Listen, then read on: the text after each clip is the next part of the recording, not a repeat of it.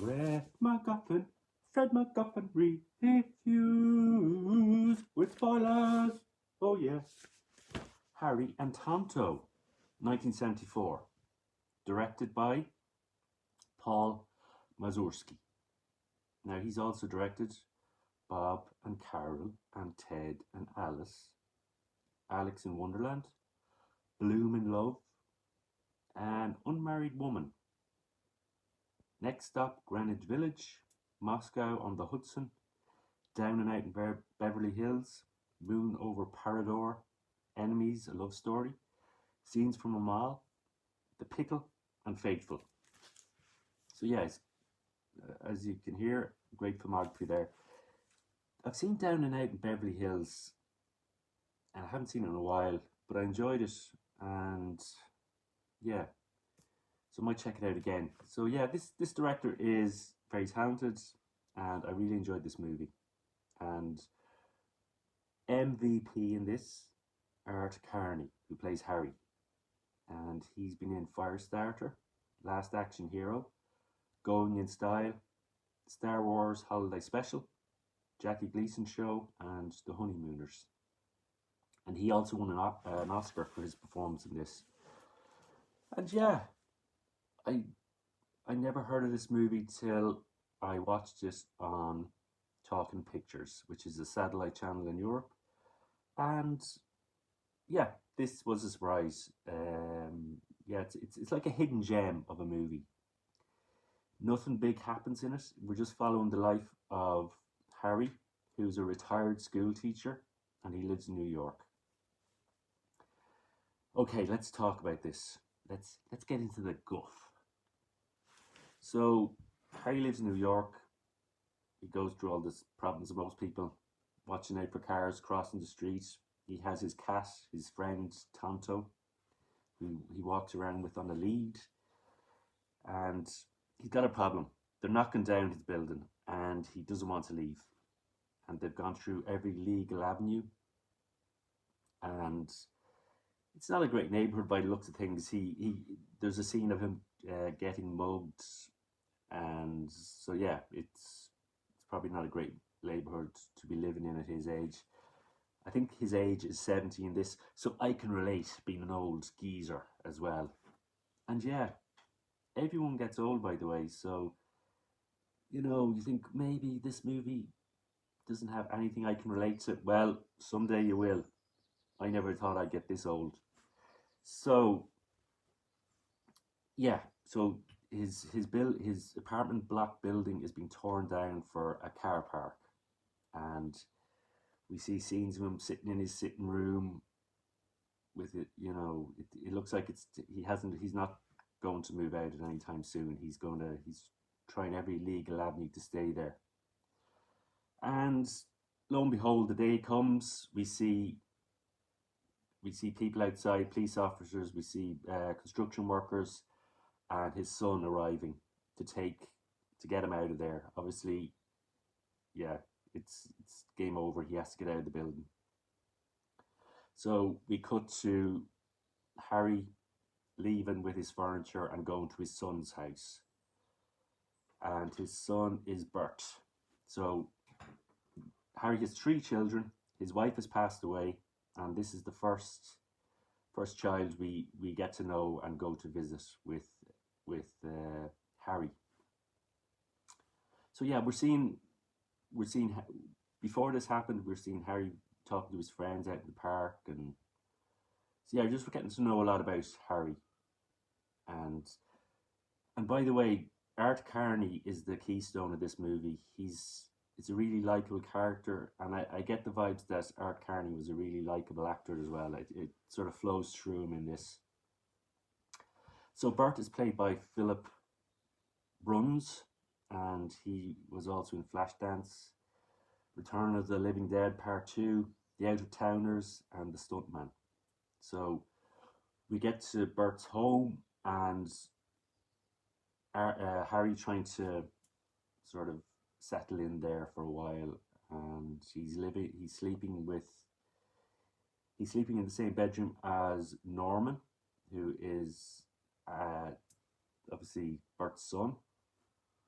and Norman has taken a vow of silence, and yeah, he doesn't get on with Bert Jr., his brother, and yeah, Norman talks in his sleep, and so things like that. We're getting to know that maybe this isn't ideal for Harry to stay at his son's place. His wife Elaine is doing her best. They're not millionaires, as she says. This is the best they can do. Space wise, they don't have a granny flat for Harry. And as Harry's going to the toilet in the middle of the night, his son pulls a gun on him, thinking he's an intruder, and obviously he's not used to Harry being around yet. So we see Harry getting to know his grandsons a bit more, talking to them, especially Norman. He asked Norman, has he take what drugs he's taken, things like that. And we don't, yeah, I like Harry's character. He's not judgmental. He's not trying to put his views to his grandson, or try to tell him the best way to do things. He's just trying to understand him a bit better, I think, which is nice. He's not forcing his point of view of the world on other people. And Harry brings a friend over for dinner, Leroy, and they have a bit of a dance together. We feel that Harry was made for show business. And he tells us later that that's one of the things he would like to have done, is to go into show business, but he had to settle down and get a proper job and get a family to rear. So things like that. It's those little nuances that get you more involved in the story. Harry's just a normal guy that makes the decisions that most of us make, maybe letting dreams fade away to do the right thing for family and life in general.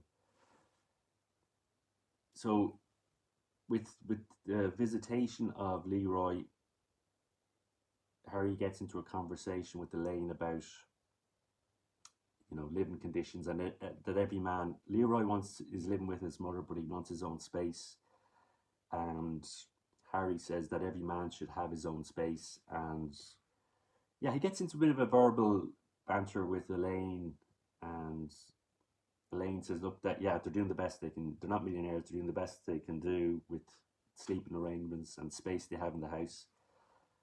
And instead of starting to fight with Elaine, Harry just says, yeah, she's just given her point of view and what she thinks. Yeah, she's just being honest.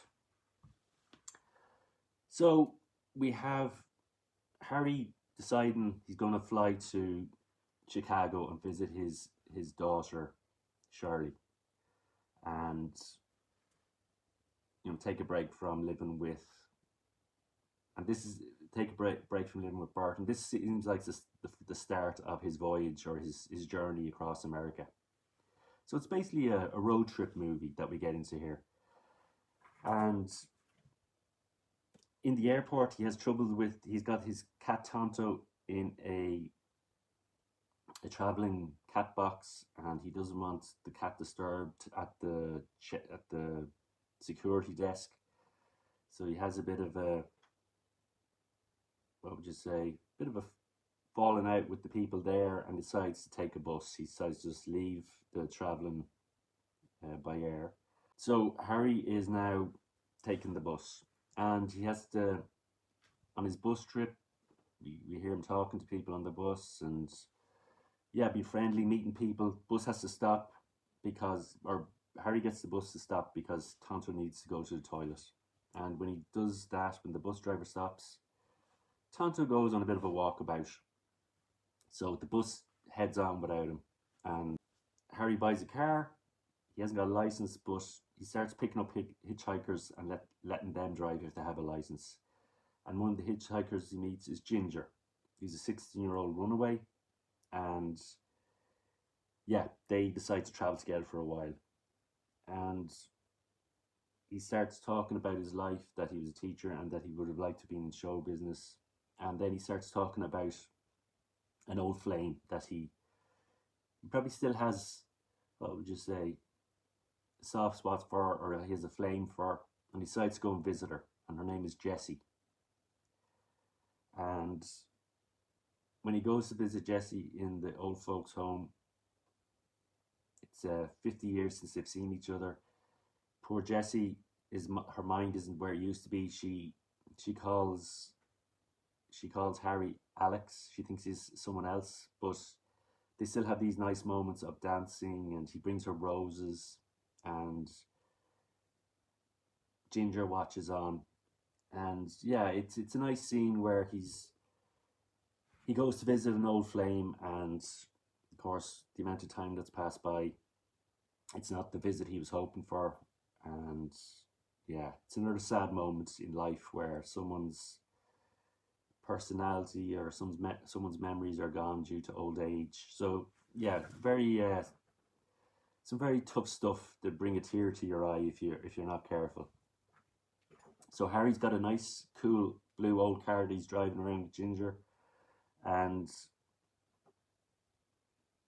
they get to Chicago, and we meet Shirley, who is played by Ellen Bernstein, and you may have seen her in The Exorcist, Alice Doesn't Live Here Anymore, Requiem for a Dream, The Fountain, The Wicker Man, the remake, Red Dragon, Divine Secrets of the Yaya Sisterhood, Dying Young, The Last Picture Show, and she's also done lots of TV work. So yeah, Ellen Bernstein is great in this. She plays Shirley. She's someone that owns a bookshop. She's had a lot of divorces. One of the characters calls her something not very nice, and she doesn't care. She's very tough, and there's a bit of, you can kind of sense that the relationship isn't very good between her and Harry. But even though they might not like each other, they still love each other, and their family. And yeah, we get some nice scenes of them walking and talking in Chicago.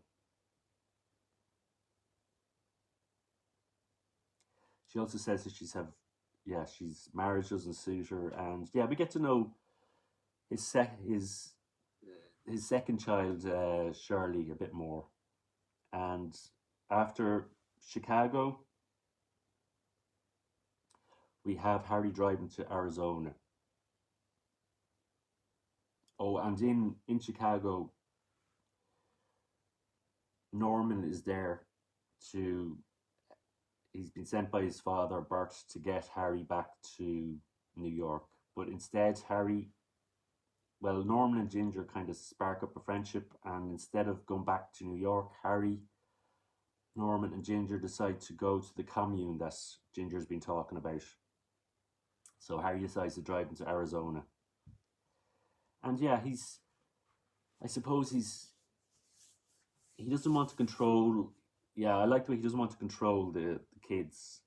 He's letting them do what they want to do, what they feel they should do, and he doesn't try to say, well, you shouldn't go there. He's letting them make their own mistakes and live their own lives. So yeah, things that endear you towards Harry. A lot of nice stuff here.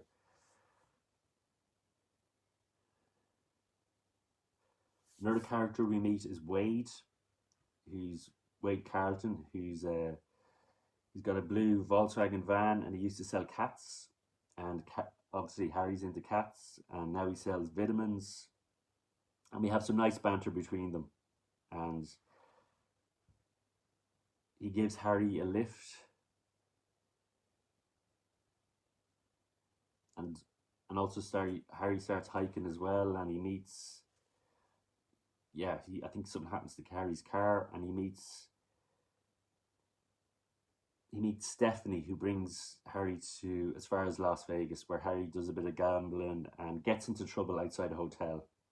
And inside jail, he meets Sam Two Feathers, who's an actor I've seen in The Outlaw Josie Wales and a few other things. And yeah, it's all these great characters, that supporting actors that Harry's meeting.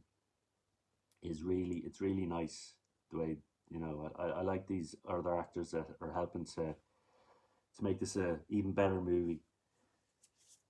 Sam says to Harry that he's going to help his bursitis on his shoulder, and eventually Harry gets to LA where he meets his son Eddie, and Eddie is played by Larry Hagman. And Larry Hagman was in I Dream of Jeannie, Dallas, Superman, Primary Colors, Nixon, and The Eagle Has Landed. So yeah, another great actor, and nice to see him in this too. So yeah, just in case I forget, we're going to just talk about a few other supporting actors in this. We have Geraldine Fitzgerald, who plays Jessie. We have Arthur Honeycutt, who plays Wade. We have Chief Sam George, who plays Sam Two Feathers. And we have Barbara Rhodes, who plays the lady that picks up Harry along the way to Las Vegas, brings him to Las Vegas. And Norman is played by Josh Mostel, who was also in City Slickers, Billy Madison, Money Pit, and Jesus Christ Superstar. And Bert Jr. is played by Cliff DeYoung, who was also in The Craft, The Hunger, Shot Treatment, and Glory. So yeah, a lot of great supporting actors in this. Yeah, when you see these, there's a lot of these actors are still working even now, and once you see them, you'll know them. Okay, so we see, so eventually Harry gets to LA. He starts another life there. We see him playing chess on a beach with new friends, in sort of comparison to him meeting friends in New York and talking to them. Tonto gets ill and dies, and so yeah, poor old Tonto doesn't make it. Old age gets him. And we hear that Harry is now tutoring kids for 3 days a week. And he meets someone called Cecilia, who gets just chatting on a bench, who gets to obviously take a liking to Harry and wants to take him home. And Harry goes and chases another cat on the beach. And yeah, so the movie ends with Harry talking to a little kid on a beach, digging a hole and making sandcastles. And the movie ends with Harry and his new life in LA, and it's like he's finally got to his destination, and yeah, he's moved on with his life. He's back teaching, which Shirley wanted for him, to stop drifting around and settle back again.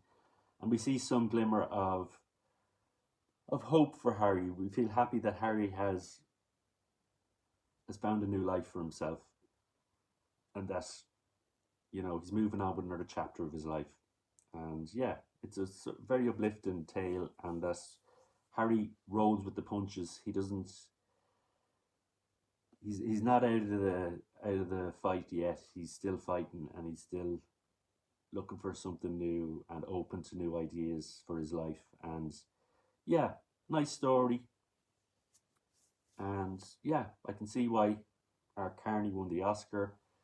You've got all these great actors around him for this movie. And yeah, well worth a watch. I don't know how available it is on Blu-ray or DVD. I've never seen it on Blu-ray or DVD, which is a shame. And hopefully it is released on, or re-released on Blu-ray or DVD. And yeah, enjoyed this. I'd give this a solid 4 out of 5 for me. There's a lot to love in this movie. If you can stand the slow pace, it's not a movie that has a you're just following the life of someone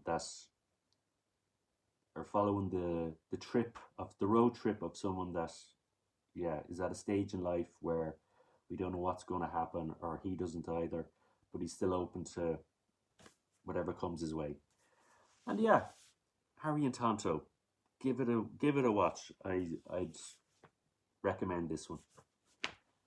Harry and Tonto has been reviewed by Brett MacGuffin.